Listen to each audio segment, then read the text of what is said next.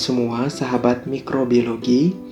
Perkenalkan, nama saya Damasusno Siresi, biasa disapa sebagai Aron. Saya adalah mahasiswa program studi pendidikan biologi, Fakultas Keguruan dan Ilmu Pendidikan, Universitas Katolik Widya Mandira Kupang. Di sini, saya akan menjelaskan tentang materi dari mata kuliah mikrobiologi dasar, yaitu morfologi dan anatomi mikroorganisme. Mikrobiologi adalah salah satu cabang ilmu dari biologi yang membahas secara khusus dan spesifik tentang mikroorganisme. Itu semua kita sudah ketahui bersama. Sedangkan mikroorganisme itu adalah organisme yang tidak bisa kita lihat dengan mata telanjang atau dengan kasat mata, sehingga memerlukan sebuah alat yang namanya mikroskop untuk melihat organisme itu.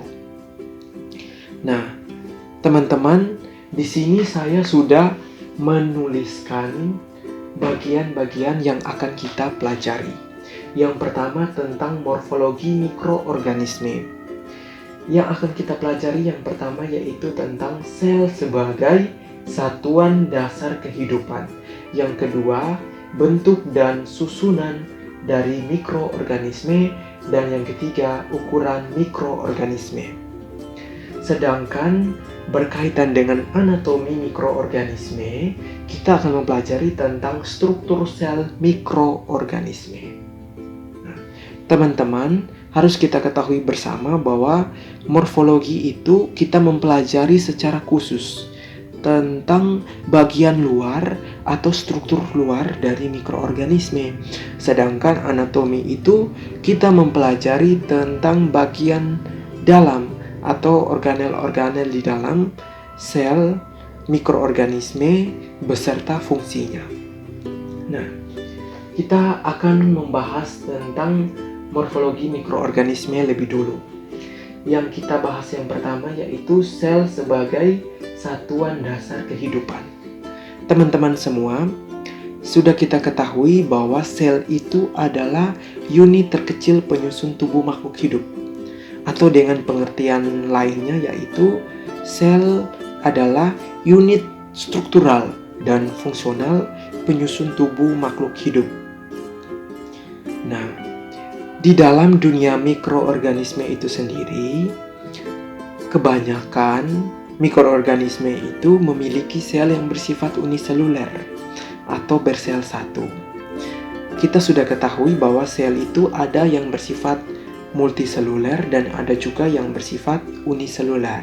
Nah, mikroorganisme ini kebanyakan organisme yang digolongkan ke dalam mikroorganisme itu bersifat uniseluler. Nah, ciri utama yang membedakan antara sel yang satu dan sel yang lainnya atau sel yang bersifat uniseluler dan multiseluler yaitu bahan selulernya atau bahan inti. Sehingga sel ini dikategorikan menjadi dua, yaitu sel prokariotik dan sel eukariotik.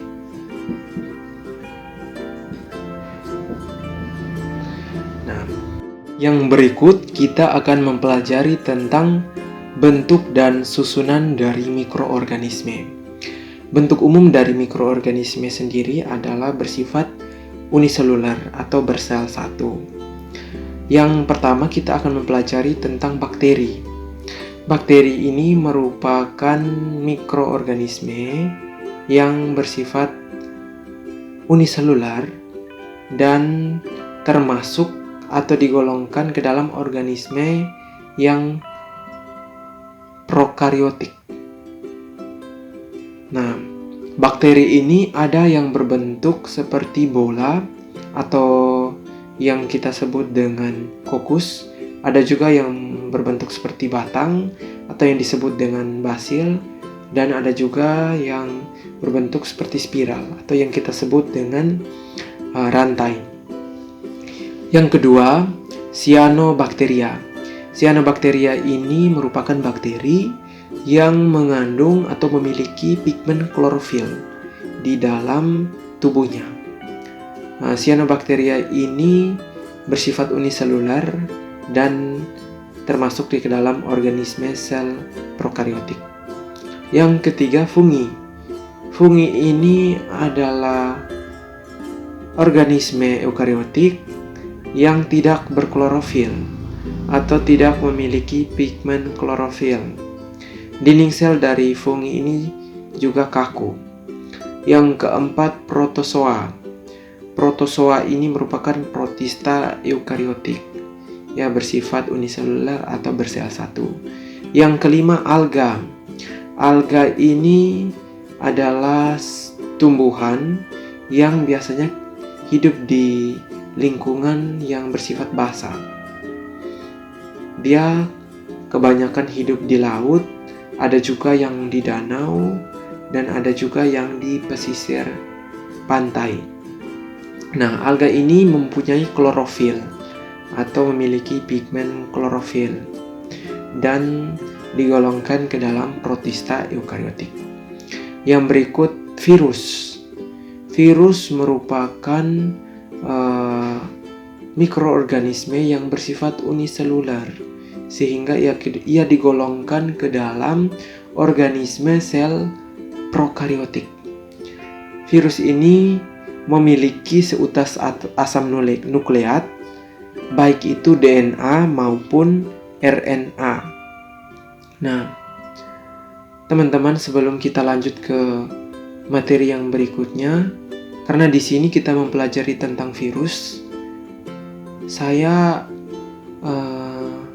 memberikan pesan karena kita sekarang sudah melakukan berbagai aktivitas dan kegiatan kita di rumah karena adanya virus corona atau COVID-19 ini.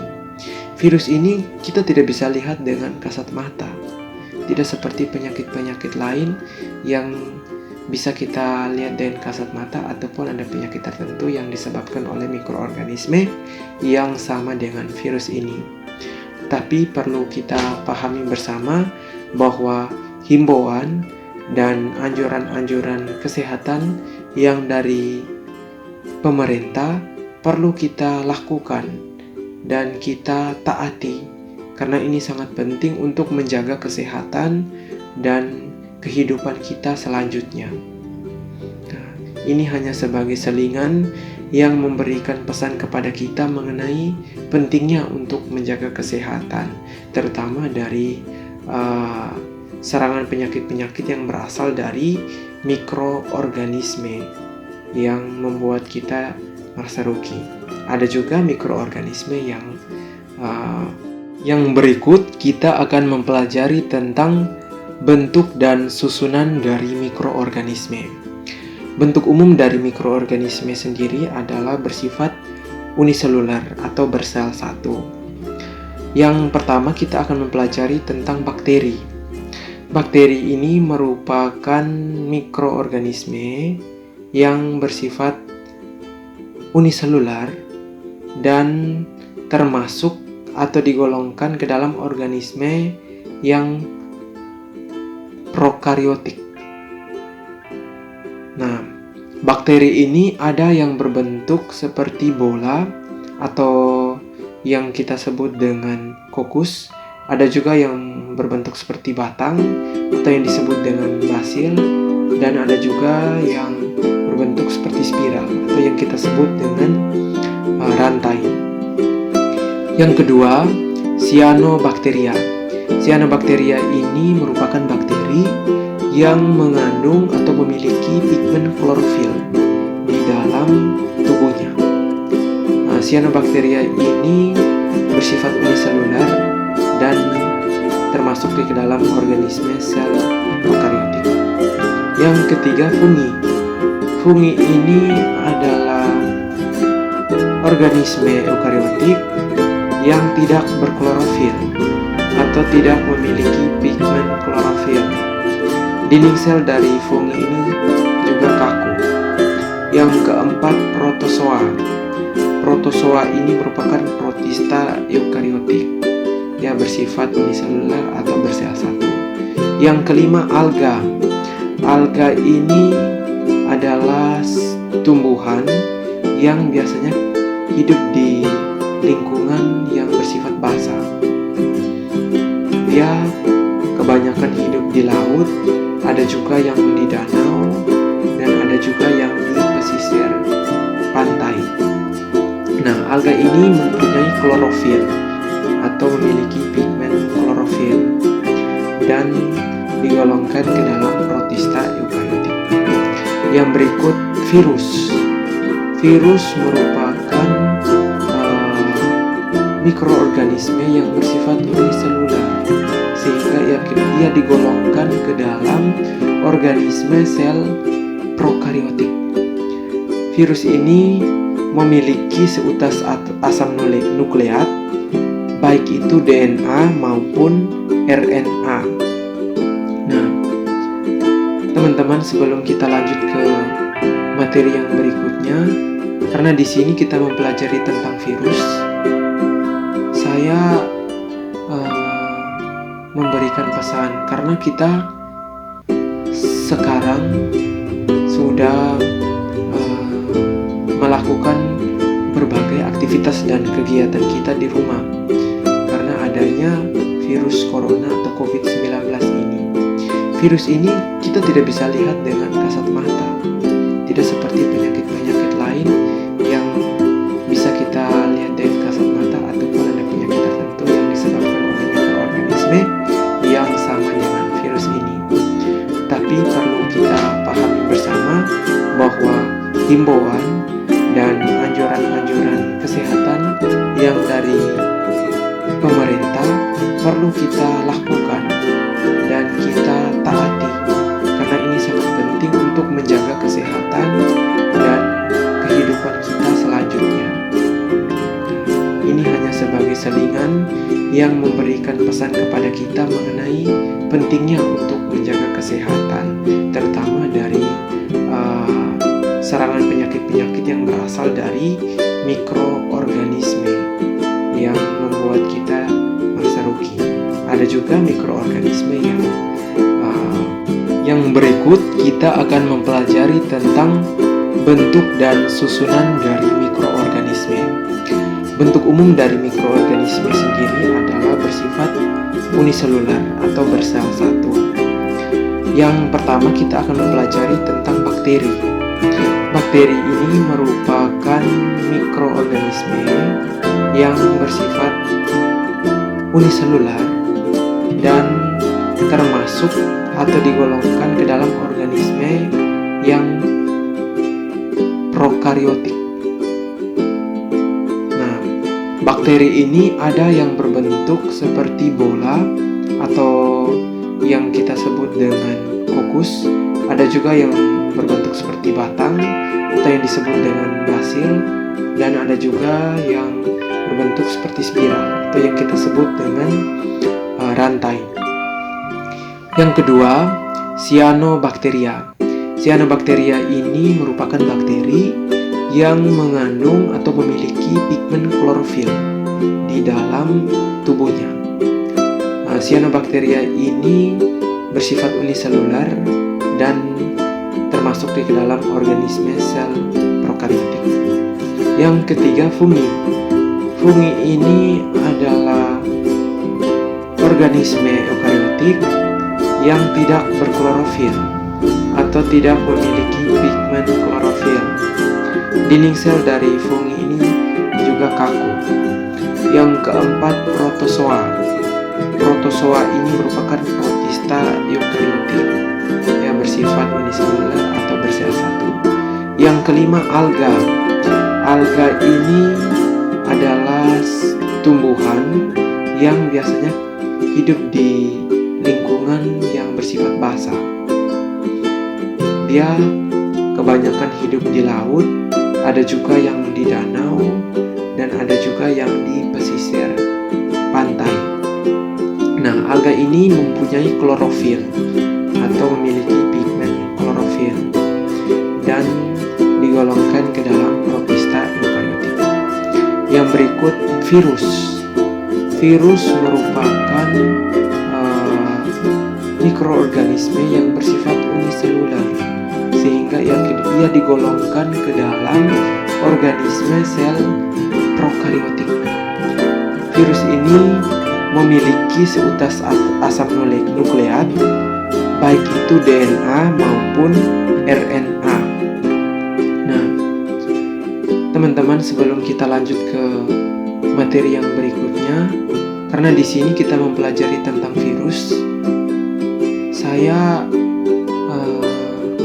memberikan pesan karena kita sekarang sudah melakukan berbagai aktivitas dan kegiatan kita di rumah karena adanya virus corona atau COVID-19 ini. Virus ini kita tidak bisa lihat dengan kasat mata, tidak seperti penyakit-penyakit lain yang bisa kita lihat dengan kasat mata, ataupun ada penyakit tertentu yang disebabkan oleh mikroorganisme yang sama dengan virus ini.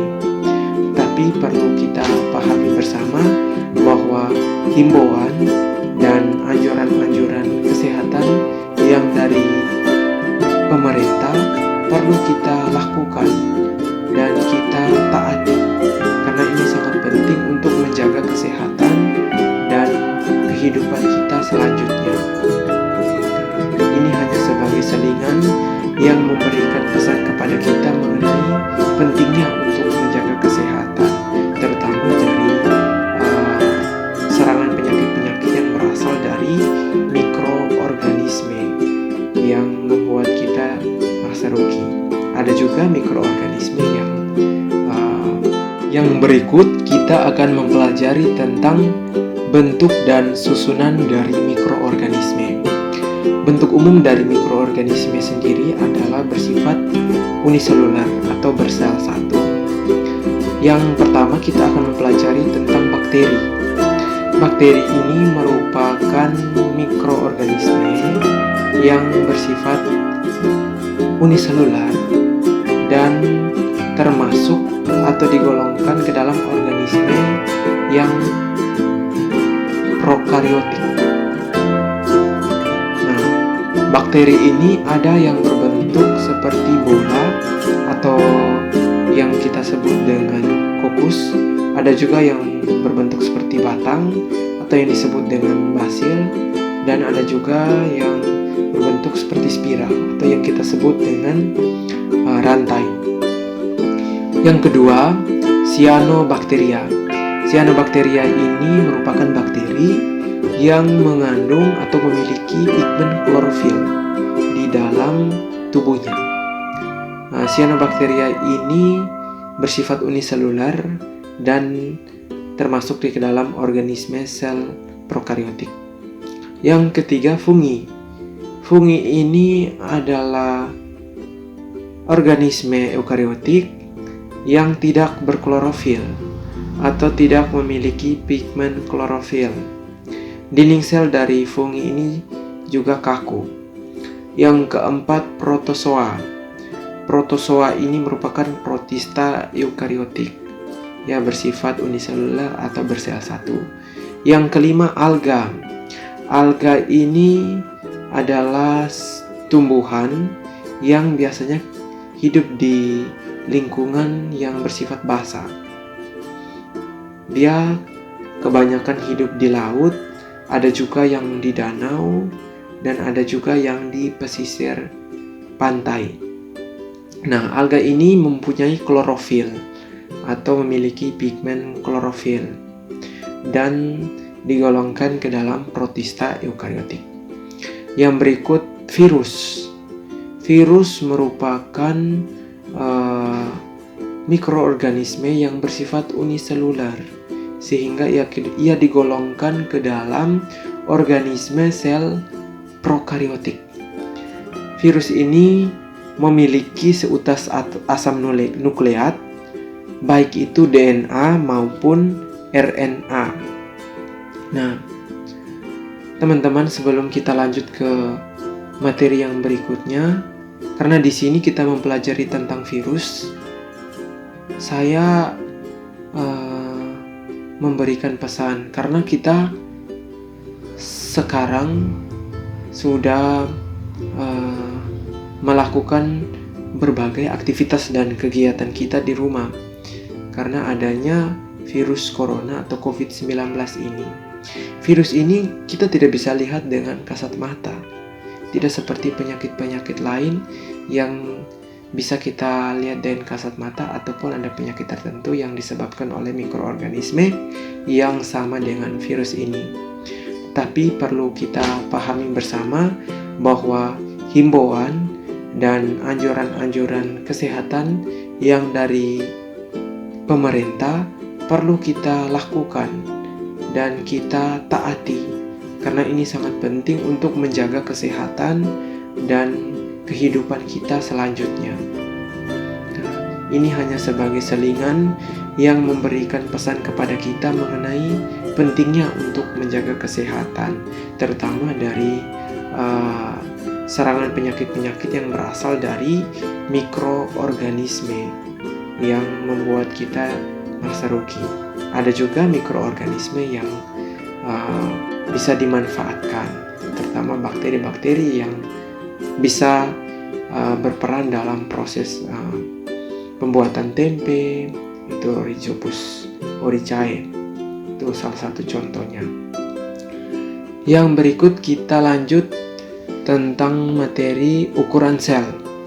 Ukuran sel ini terdiri dari dua hal. Yang pertama, besaran yang mengukur sel. Besaran yang mengukur sel mikroba ini adalah mikron. Ada juga yang sampai angstrom, ya. Sampai angstrom. Besaran sel ini mengukur sel itu bentuknya seperti apa, sehingga ada yang bisa diukur dengan besaran mikron, ada juga yang sampai pada angstrom. Ukuran sel yang normal yaitu 0,125 mikron saja. Itu pada mikroba Mycoplasma. Yang berikut ukuran sel. Ukuran sel ini ada yang berbentuk seperti bulat, ada juga yang seperti silinder, triangular, apikulat, oval, ogival, botol, dan pseudomycelium. Yang bulat ini berarti dia berbentuk bulat. Nah, yang kita lihat pada gambar itu bentuknya seperti bulat begini, dan ada yang seperti bulat-bulat di sampingnya. Yang berikut silinder. Silinder ini berbentuk seperti agak panjang, tapi ada seperti bulatan di atas bagian atasnya ini. Yang berikut ada yang berbentuk seperti triangular.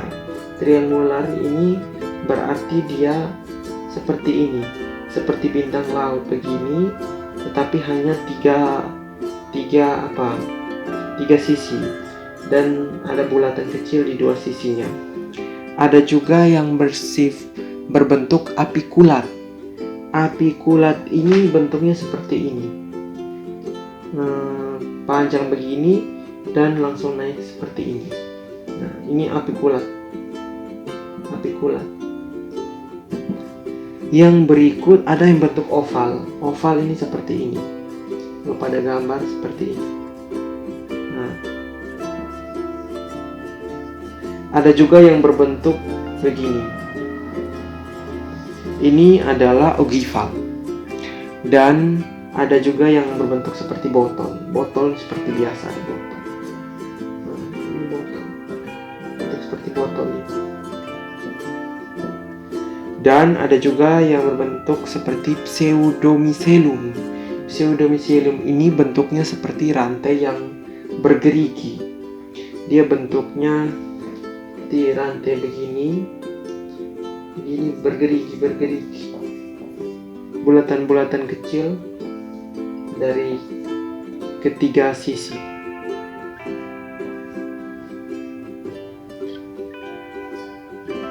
Nah, bandingan ukuran sel pada beberapa mikroorganisme ini berbeda-beda.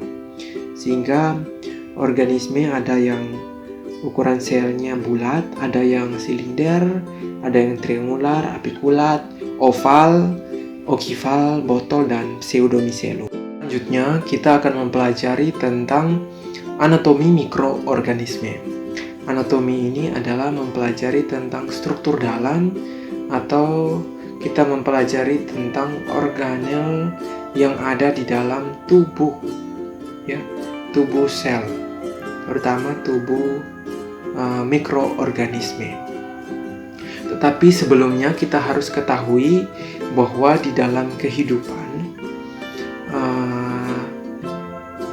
organisme ini dibagi atas 5 kerajaan atau 5 kingdom.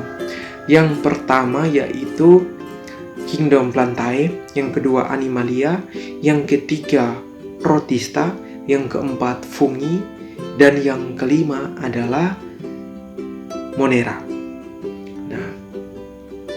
Yang digolongkan ke dalam sel prokariotik itu adalah kingdom Protista dan Monera. Kingdom Protista itu salah satu contohnya adalah bakteri. Habis itu, yang digolongkan ke dalam sel eukariotik yaitu kingdom Plantae, kingdom Animalia, dan Fungi atau jamur. Yang berikutnya kita akan mengetahui dan memahami tentang struktur sel prokariotik. Struktur sel prokariotik ini kita ketahui bahwa sel prokariotik itu bersifat uniseluler atau memiliki satu sel. Bagian-bagian sel prokariotik ini pasti akan mengarah kepada organisme yang memiliki satu sel atau bersifat uniselular. Yang pertama bagian dari sel prokariotik yaitu dinding luar. Dinding luar ini terdiri atas 3 bagian, yaitu lapisan lendir, dinding sel, dan membran plasma. Sedangkan yang kedua yaitu sitoplasma. Sitoplasma ini merupakan cairan yang ada di dalam tubuh sel. Cairan ini yang membuat organel-organel sel akan melayang-layang di atasnya. Dia memenuhi hampir seluruh bagian sel. Sitoplasma ini disebut juga dengan cairan sel atau plasma sel. Yang berikut bahan inti. Bahan inti terdiri dari 7 bagian, yaitu yang pertama lapisan lendir, dinding sel, membran sitoplasma, isi sel atau protoplasma, inti sel atau nukleus, flagella, dan yang terakhir adalah villi atau fimbriae. Yang pertama lapisan lendir. Lapisan lendir ini adalah lapisan bungkus yang tidak berlekatan dengan dinding sel. Lapisan bungkus yang tidak berlekatan dengan dinding sel ini disebut sebagai lapisan lendir. Yang berikut adalah dinding sel. Dinding sel ini merupakan lapisan yang membungkus sel prokariotik itu, yang secara kolektif dinamakan sebagai pembungkus sel. Dinding sel ini berfungsi untuk memberi bentuk dari sel, yang kedua melindungi sel, dan yang ketiga mengatur masuk dan keluarnya zat kimia, dan juga memegang peranan penting dalam pembelahan sel. Yang mengatur keluar masuknya zat-zat kimia tadi kita sebut dengan semi permeabel. Ya, kita sebut dengan selektif semi permeabel, yaitu di mana sel memiliki sebuah bagian yang bisa mengatur keluar dan masuknya bahan-bahan baik ke dalam Yang ketiga, membran plasma. Membran plasma ini adalah pembungkus dari sitoplasma. Membran plasma disebut dengan plasmalema atau juga disebut dengan lapisan hyalin. Merupakan pembungkus dari bahan sel prokariotik. Yang berikut isi sel. Isi sel ini terdiri dari karbohidrat, protein, enzim-enzim, belerang, kalsium, dan volutin. Selanjutnya dari sel prokariotik adalah inti sel.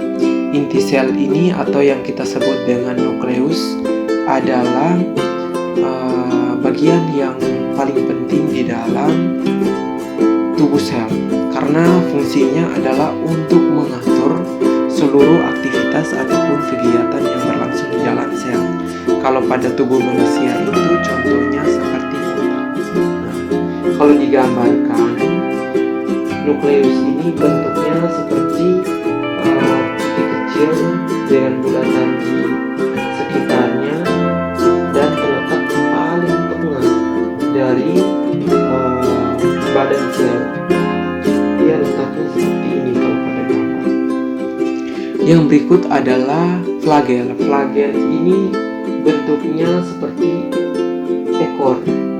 Dia ada di belakang dari tubuh sel, bentuknya seperti ekor. Fungsinya yaitu untuk membantu pergerakan sel. Yang berikut adalah villi atau fimbriae. Villi atau fimbriae ini merupakan bulu-bulu halus yang berlekuk-lekuk. Nah, villi atau fimbriae ini berfungsi atau diperkirakan fungsinya yaitu untuk konjugasi atau berperan dalam proses perkawinan mikroorganisme atau dalam pembelahan sel. Yang berikut adalah tentang struktur sel eukariotik. Yang membedakan antara struktur sel eukariotik dari sel prokariotik yaitu tentang membrannya yang bersifat ekstensif. Nah, membran yang bersifat ekstensif ini disebut sebagai retikulum endoplasma. Membran itu adalah retikulum endoplasma. Nah, struktur sel dari sel prokariotik itu yang pertama yaitu retikulum endoplasma. Retikulum endoplasma ini bentuknya menyelubungi inti dan membentuk membran nukleus. Fungsi yang dilakukan retikulum endoplasma adalah penghalang di antara berbagai organel dan menjaga dalam posisi yang relatif konstan. Yang berikut adalah nukleus. Nukleus merupakan suatu tubuh yang sangat penting dalam badan sel. Biasanya bulat dan dikelilingi oleh membran ganda yang dinamakan dengan envelope nukleus atau selaput nukleus. Nah, nukleus ini terdiri atas dua membran. Membrannya yaitu berkaitan dengan substansi nukleus yang terdiri dari DNA dan RNA. Nukleus ini berperan sebagai pengatur proses kegiatan dan aktivitas di dalam tubuh sel. Yang berikut kompleks Golgi. Kompleks Golgi ini atau yang kita sebut dengan badan Golgi ataupun alat Golgi ini terdiri dari sekelompok kantung pipi. Kantung pipi seperti cakram tersusun dalam tumpukan dan dikelilingi oleh tubul dan gelembung kecil. Berfungsi sebagai situs dan pensintesis dari dinding sel yang baru. Yang berikut adalah mitokondria. Mitokondrial ini adalah organel yang terselubung dalam membran ganda dan berfungsi sebagai situs utama untuk memproduksi energi dalam proses-proses seluler atau proses respirasi misalnya. Yang berikut adalah kloroplas. Kloroplas ini adalah penghasil dari klorofil. Organel dalam tubuh sel yang mengandung pigmen klorofil di dalamnya, yang berperan secara langsung dalam proses fotosintesis. Yang berikut vakuola. Vakuola merupakan ruang yang dibatasi oleh membran di dalam sitoplasma dan mengandung encer berbagai substansi. Yang berikut adalah mikrotubul atau mikrofilamen. Merupakan batang-batang yang sangat tipis dan bebas dalam berkas di dalam sitoplasma. Mikrofilamen mengandung protein aktin dan miosin yang berperan dalam menyediakan mekanisme pergerakan amoeboid dan fungsi lainnya, yaitu untuk menjaga bentuk sel dan meningkatkan gerak teratur komponen-komponen di dalam organel sel. Yang berikut flagel dan silia. Flagel ini bentuk dari flagel eukariotik itu secara struktural lebih kompleks daripada flagel pada sel prokariotik. Berfungsi untuk menggerakkan organisme, membantu pergerakan sel. Yang berikut adalah dinding sel. Dinding sel ini adalah suatu penutup luar membran sitoplasma. Strukturnya terdiri dari dua macam komponen yang utama, yaitu jaringan mikrofibril yang memberikan sifat kaku pada dinding sel, dan fungsi dari dinding sel ini adalah untuk menjaga atau melindungi sel dari tekanan dari luar. Protozoa tidak mempunyai dinding sel, tetapi ada mempunyai bahan penutup pelindung yang disebut pelikel. Pada organisme protozoa atau protista eukariotik itu, dia tidak memiliki dinding sel, tetapi dia mempunyai bahan penutup yang berfungsi sebagai pelindung yang biasa disebut dengan pelikel. Demikian materi yang bisa saya sampaikan. Terima kasih Ibu atas kesempatannya kepada saya, dan kiranya video ini dapat menjadi sumber belajar untuk kita semuanya, agar kita semuanya lebih memahami dan lebih mengerti tentang mikroorganisme itu seperti apa, terutama membantu kita dalam mempelajari materi perkuliahan mikrobiologi, khususnya mengenai morfologi dan anatomi mikroorganisme. Kurang dan lebihnya dalam video ini saya mohon maaf, terutama untuk penjelasannya yang belum akurat, dan saya harapkan ada komentar dan saran dari teman-teman semua yang bisa memberikan masukan agar kedepannya kita bisa belajar lebih baik lagi.